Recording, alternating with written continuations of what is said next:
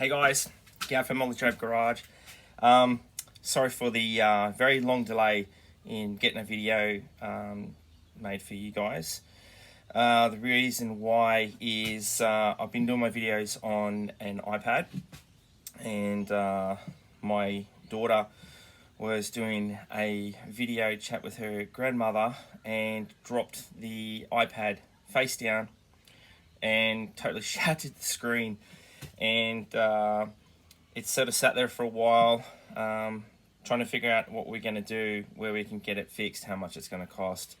At the moment, we just haven't got around to doing that. So, you know me, I get frustrated with things, and I just want to sort of get stuck into some things sometimes. So I decided to get some packing tape, and I've covered the screen with packing tape. So I'll take a photo and I'll throw it in so you can see the condition of it.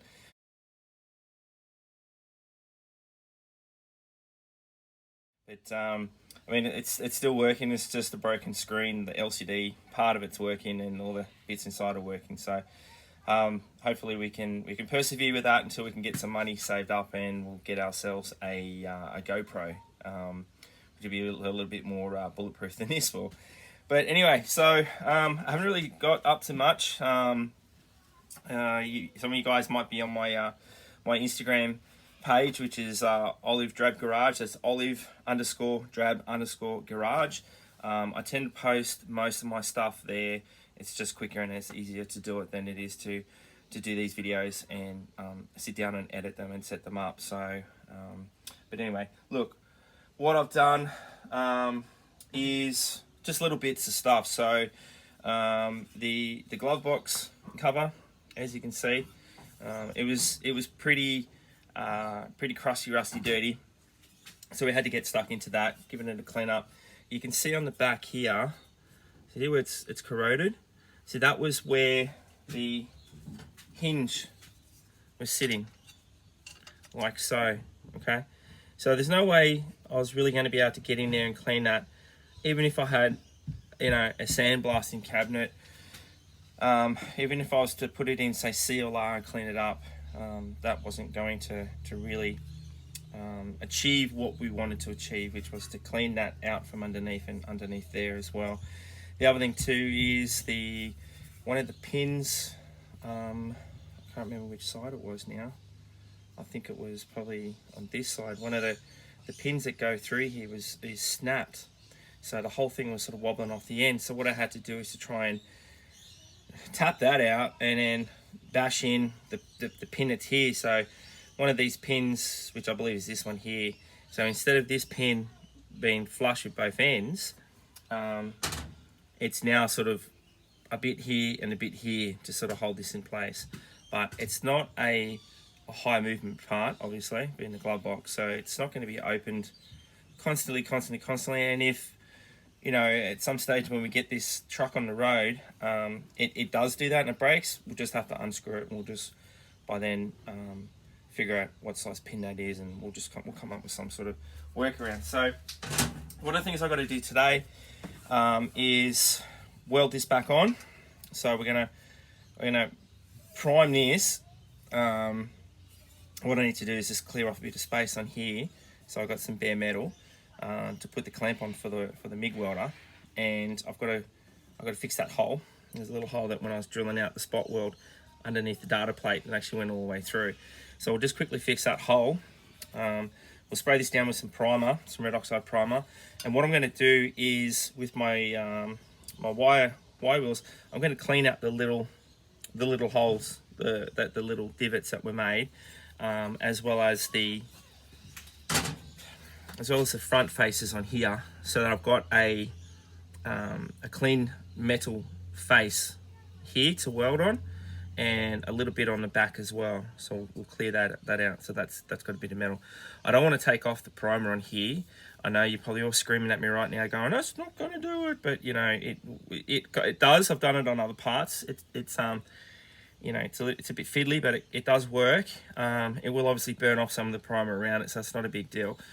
But when this is tight, flush, welded, and obviously it's going to be pretty much out of the weather, there's a very slim chance that we're going to get some rust in there. I think there would have been a higher chance had we just left it bare metal.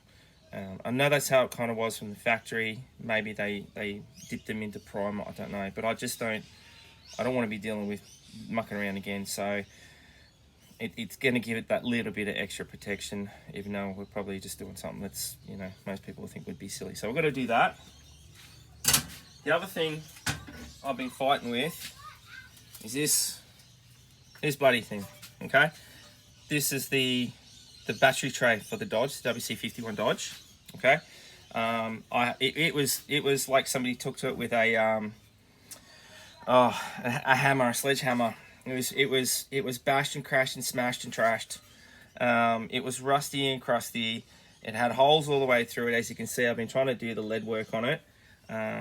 You can sort of see on the back side there where I've welded in a lot of the holes and filled it in. You know, they're going to put some extra bits in there and whatnot. So, and every time that I've tried to do this damn thing, all right, solder, the first one, the tank ran out of gas. Okay, so I was using this sort of thing. Okay, with this thing driving me crazy. This, I don't think it works very well.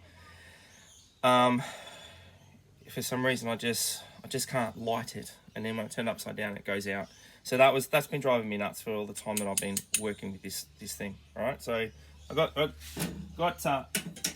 annoyed with that, and I decided to go to a clacker. Bought a brand spanking new one like that. Okay, the clacker thing, brand spanking new. $70 it cost me.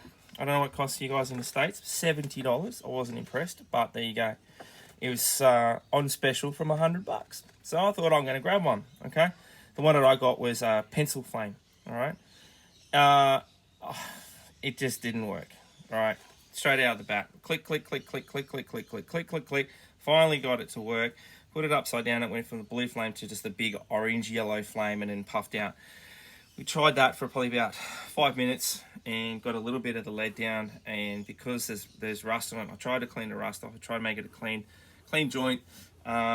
It just didn't want to work, and I just got frustrated with it again. So in the time between using that old one to getting to this one, that thing rusted up. So now what we're going to try and do again is we're going to try and clean the rust off it again, crack this guy open and see if this one will work. And if this one will work, I may muck around with the leading on it. I'm kind of getting to the point where I'm just like, you know what, I don't really care. It's a part that's never really going to be seen anyway. I might just weld up the hole that's there. Just not even worry about that. I'm just going to melt probably some of that off, okay? And not even just bother with it. And there's a small hole here. It's got to be done.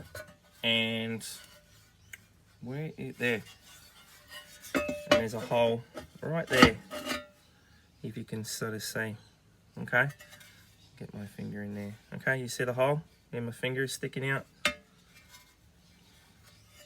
Get in there. Yeah, it's there. Okay, it's a big hole. So I might just weld that. Yeah, you can see the rust is, it's coming back. Okay, so what I'll already do, I'll already give it a quick once over. Like, there's a couple of little more holes. There's 2 holes there. There's a hole there. There's a hole there that's got to be fixed up, which didn't work with the leading. So we'll have a crack at that with the welder. We've got to fix this bit here. That was also busted, so we're going to fix this. Put a little spot weld into that. Put a little piece of sheet metal across here. So we've got some old sheet metal, which is about the same thickness. Okay, and I'll just cut it. I think I've got a bit here, just something like this. Okay, and I can just weld that. I don't care if it looks messy, as long as it works. And then we'll hit it with the rust encapsulator. Okay, and we'll go from there. So that's going to be job number 2. Job number 3. Okay, wind deflector. So I, once again, cut out the spot welds, okay, to get this piece apart so I could clean the inside. See how corroded it was in the inside. So once again, there was no way I was going to be able to do that, clean that properly. I don't think I would have even got in there with a sandblasting cabinet. I would have struggled to do it. Okay, and the interesting thing about this is from the factory, you can see the nuts were welded in. So they're not the regular captured nuts that are on the Dodge. So that's an interesting thing. A lot of the nuts on the Dodge are what you call a clinch nut, a cinch nut, a riv nut, whatever you guys want to call them, where it's a nut and it has a flange and it comes up through the hole and then you just bash it out, makes it flat. So the Dodge has a few of those on the floor of the cab bit, the sides of the fenders. I believe there's a 3/8 and a 5/16. So yeah, there's a few of those on my Dodge that are just long gone. And to buy those, I spoke to the owner at Midwest, and he's got them, and he can make extras for me. And I've got to really decide if it's about originality, if we go back to the original type, and then I've got to make a tool to try and fit them, clinch them, or whether I just say it's probably part that's never going to be seen, no one's ever really going to care about it. If some rivet Nazi wants to buy the truck in 20 years time when the kids sell it or I sell it or whatever, and looks at it and says, oh, that's not the original cinch nut that's on that fender there, it's a welded nut, which to me is just so much more simpler to do. As you can see, a lot of the new the nuts I've tried to save a lot. Okay, so that's a new bolt. Okay, as you can see, the marking, it's not an original. All right, now I bought this for, geez, I think these may have been somewhere along the lines of maybe 8 to 10 cents each, Australian, obviously. But to buy cinch nuts, we're looking at $5 each, Australian minimum. Then I got to factor in the freight cost. I'll get in it here, and then we've got the issue where the United States Parcel Service apparently is so rubbish at doing their deliveries and using COVID as an excuse that they are not sending parcels to Australia at the moment because they're so overloaded with sending parcels within the United States. And sending parcels to Australia, which apparently is their second or third biggest market to be sending products to, they've just decided, bugger it, we're not going to do it. So I am having a real bear of a time trying to organise to get stuff sent from the US. The courier companies, private courier companies will do it, but they want to charge 3 times the price. So once again, it's either we use COVID as an excuse for crap customer service, or we use COVID as an excuse to rip people off, and I'm just getting a bit jack of that. I'm just sick of it. Sick of COVID being an excuse for everything. So I've got a bolt supply which has taken me a good year to figure out and find out where I can find someone really good. And I used to be getting a lot of my bolts and stuff from Caterpillar here in Australia, obviously American company, American sized bolts, etc. In the area that I was doing my job, which is down further on the Gold Coast, down in the beach. Now, due to some unforeseen circumstances with some other people in the company and a quite significant accident that happened at work that is costing the company about $1 million worth of repairs and compensation, etc., etc. They had to get rid of the person that was working in that area, and because I am a person who is unvaxxed, yeah, okay, yes, unvaxxed, and I don't care what you think, and I don't care if you're vaxxed or unvaxxed. At the end of the day, it's people's choice, and you can believe what you want to believe and do what you want to do with your body. I hold no animosity at all whatsoever to people who are vaxxed. I have friends who are vaxxed. I have family members who are vaxxed. I work with a lot of people who are vaxxed. Some did it by choice. Some had to do it to keep their jobs. Some people did it out of by fear. Whatever, I don't really care. At the end of the day, I'm not one of those people, and I don't intend to be one of those people. I've got my own choices to it. However, I am probably one of the most vaxxed people that you will find, thanks to my military service and the fact that I used to work for the airlines for 8 years and travelled to lots of different places around the world. So I have pretty much everything that you could stick into somebody's body vaccine-wise and health-wise other than this one. So because of that, I can not travel from Queensland into New South Wales and then return back into Queensland because the left-wing government that we have here has decided that anybody who's unvaxxed is not allowed to come into the state. Even though I pay my taxes here, I own a house here, I work here, I live here, my children were born here, and my family can be living here and be still at home, but I'm not allowed to come back into my own home because of that crap. So, therefore, I've had to go and take on another area to go and work in as a highly experienced operator for the company I work for. And in the process of doing so, I tend to look at my surroundings and see what companies are around. And I managed to find a bolt supplier, which is really great. So now they can pretty much do brand spanking new American size bolts, US Imperial size bolts, okay, UNC, UNF, in almost any size that I want. They can do tooth washers, but they can't do the old Dodge style, which is internal, external tooth washers, which, if you don't know, is that style, okay? And anybody who knows a Dodge knows that there's two of these on pretty much every single bolt out there. And if you can see carefully on this one, have a look at the white reflecting off my big moon head. There's a crack in that, okay? Most of these that I took off were either rotted, broke off, or a crack like this. So they're completely useless. I can't use them, which is rather unfortunate. So I'm trying to find, I know there's places in America that sell them. I did find a place in America that sells them. They only post to the US. They won't post overseas. It's a real bear. So I've got to try and organise to see if I can get a friend in the States to accept the delivery, and then once again we'll get that sent over. So that's another drama. That's if I choose to do that. Otherwise, I can just get the external ones, and they're pretty much going to do the same thing. So I was pretty excited to find that, and then the other day I found a sheet metal steel supply. And they're literally 500 meters from my work office, from the main office. So I'm pretty excited about that. So we should be able to get some fresh sheet metal to repair things like the toolboxes. The toolboxes are just gutted. There's probably bits of it I can save, like the indents for the reflectors and stuff I can save.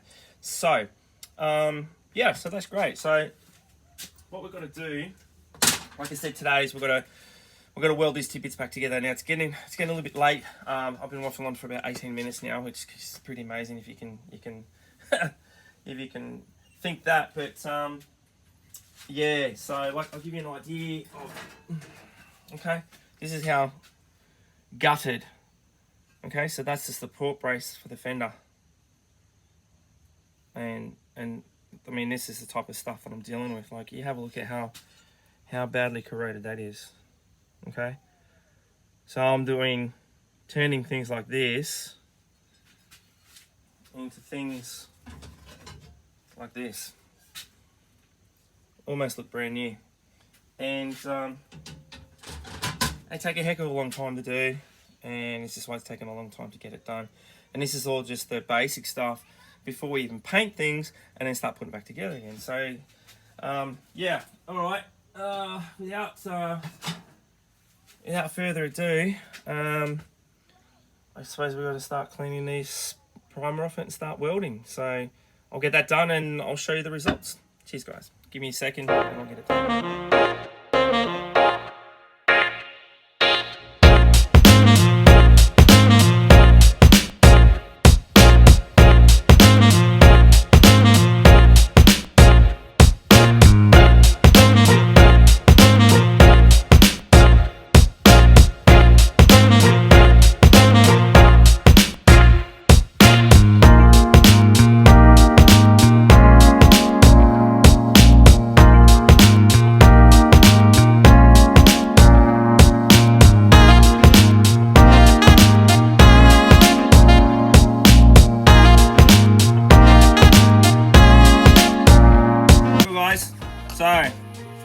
glove box done.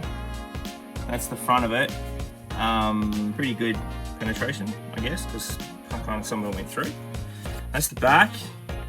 Yes, there's some divots there, but I'm not too fussed. It's on the inside, so whatever. Anyway, just got to get that little bit of bubbly paint there real quick, and we'll spray that. And then the next bit I've got to do is that one. So I'll just grind that down, clean that up. So isn't really there, so penetrated through. I guess I'm not an expert welder, but it went through. Welds come up pretty good. They're not going to be perfect, but once again, you're not going to see them, so I'm not that fast. So anyway, I'll just hook in, I'll grind those out and prime them so they can dry overnight, and I'll head out for dinner. Alright, 2 secs guys, and we'll get that done.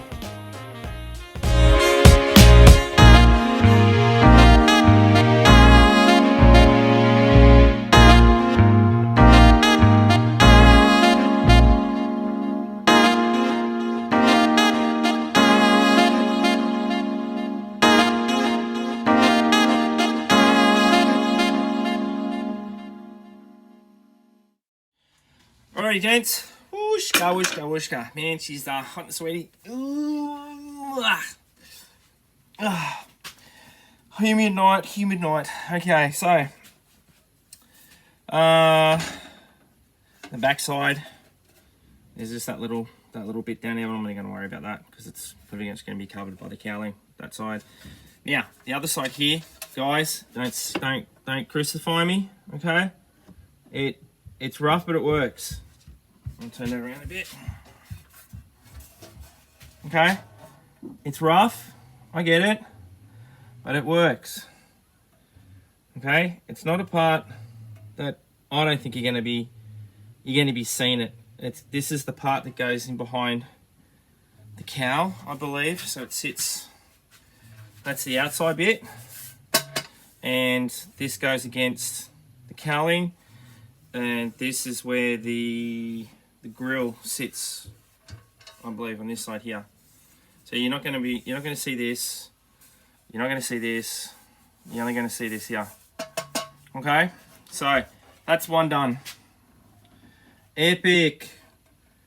You know, when you're doing 14-hour days at work, 14-hour days at work, and you come home and you get just absolutely ruined, buggered, tired, and you just don't want to do this when you come home. It's just not what you want to do. So at least we've got it done, and we've got the glove box door done. I'll just quickly put this in because I don't want to lose these bolts. These are the new bolts. And oh, I forgot to mention too, I welded in the nuts.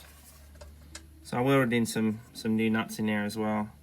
You can see, okay, because that's one of those clinch nuts, and they were rotted. There was really nothing left of them. Maybe a little bit of a ring where it actually gets squished into the metal. So anyway, case of the glove box. Okay. Alright, I know some of you guys, that's the inside edge, okay? Inside edge, you're not going to see it, no one really cares. And you may spot that I did weld up the holes for the data plate because I'm a knucklehead, but that's not a big deal, because we need new data plates, so we'll just drill them out again anyway. So we'll drill those holes out again, because that's the data plate that's there, and you can see it's still got the rivet in there. It's all corroded and nothing. I mean, you can read the numbers, but it's not how it's supposed to be, and it's too. You can't see anything else in it. So even if you were to try and paint it, you're not even going to see what that is. So, and I think there might be one other on the cowl, and one somewhere else. But I don't have the full complement of data plates, so I'm going to get new data plates with new rivets. Actually, I don't need to do that, do I? I'm a knucklehead. It's 2 rivets. I thought it was 4 like on a Jeep. You're an idiot. Anyway, I don't have to worry about drilling holes now. There you go, problem solved. So yeah, we get new data plates, and we can whack them on there when we get around to painting everything. So anyway, this bit, we're just gonna have to leave this bit, okay, the battery tray for now, because we have run out of time. So I'm going to quickly put some primer on the wind deflector bit. We'll just get that sprayed up and we'll hang it up, and we'll head upstairs, have a shower and have dinner. And that'll be for today. I did want to do lots of work today. I had so much that I had to do, and then I just sat down and was so buggered. I am feeling my age, and you know, I've done a lot of knucklehead things in my youth, and I'm starting to feel the pain from that in my old age. I don't consider myself to be old. My body feels old, my brain feels young, and I think a lot of you guys know what that's like. And you just get to a stage where your body says, hey, you know, you're not as young as you thought you were, and you know, come to the weekend when you're doing massive days at work, sitting on the couch and watching documentaries on YouTube's a little bit more appealing than come down here and getting dirty. But anyway, we'll try and get some more work done and progress along. So, all right, guys, thanks for watching. Thanks for tuning in. I apologise for taking ages to get a video out. I am still getting to that stage of trying to save up for a what do you call them? The new cameras, the GoPros, if I can, as well as, you know, pay for everything else you got to pay for when you're a dad. You know, got to get a new lawnmower. You got to get a new hot water system. We've got to get a new fridge. We've got to get all that installed. We still haven't had the fireplace installation flue kit done. It's been sitting there for 5 years now, and we still can't seem to get anybody to come out and install the flue kit in the roof. So that's probably going to be another thing that I'm going to have to end up doing. Anyway, guys, enough of me waffling along, talking crap. Get out there, work on your trucks, your Jeeps, your bits and pieces. Even if it's just 5 minutes, just wire wheeling something, or you know, drilling out spot welds like what I've got to do in the second video. Okay, spent 5 minutes after work, and I just marked out where my spot welds were. You know, and I'll have a crack at that tomorrow, and we'll get stuck into that. So there's lots of bits that need to get done. I've got the front section of the cover that goes over the radiator sitting out in CLR at the moment, sort of half in CLR and half out, so I have to turn it every now and then just to let the CLR work on the rust. I'll get in there and I'll give it a scrub and a clean up tomorrow. Hopefully we can have that primed. I've got to put new nuts in it. I've got to do that because the clinch nuts and that were also rotted out. And I'm not going to bother trying to get the ones from the US because it's just, you're not going to see it. And I mean, God, if some Nazi rivet counter knuckle bloke comes in and goes, oh, that's not correct, that's not 100%, you know, I don't care. It's about getting this thing back on the road and running again. And I think you guys have seen on my Instagram pictures of the condition of some of the parts. Like, you've seen how rotted they are. Like, that's the headlight. Okay, that's one of them. That's the good one. Okay, this is what I'm working with here in Australia with my Dodge.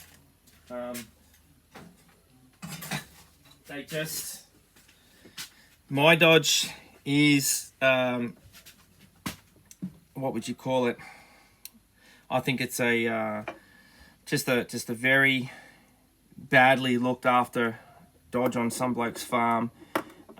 He left it out in the weather. It's got the water and the rot and everything into it, and everything's bashed on it.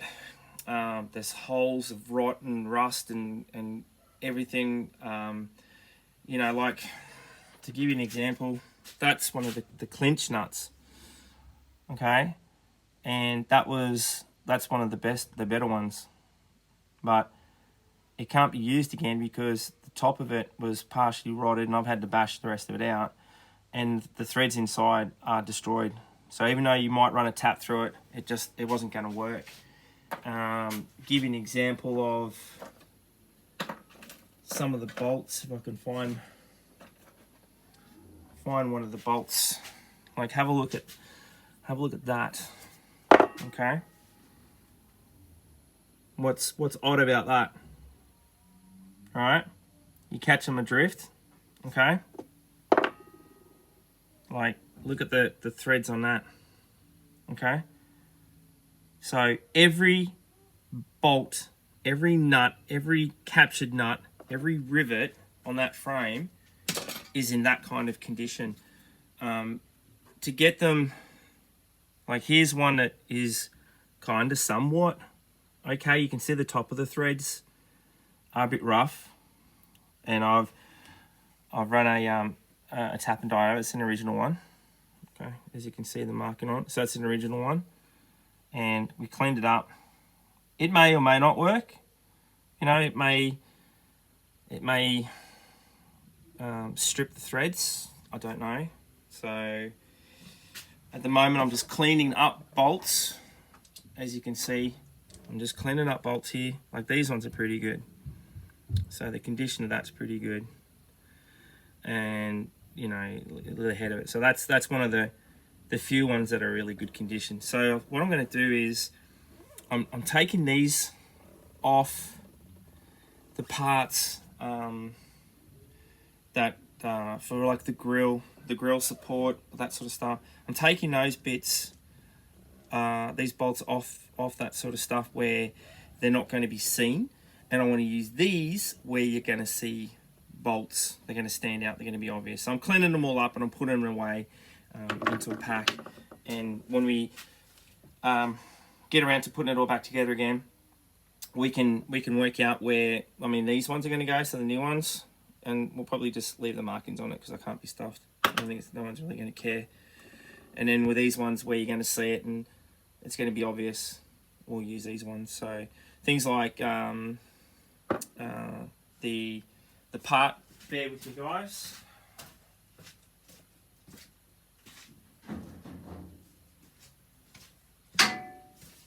So this part, okay, which goes along the side of the cab, the floor, that connects in.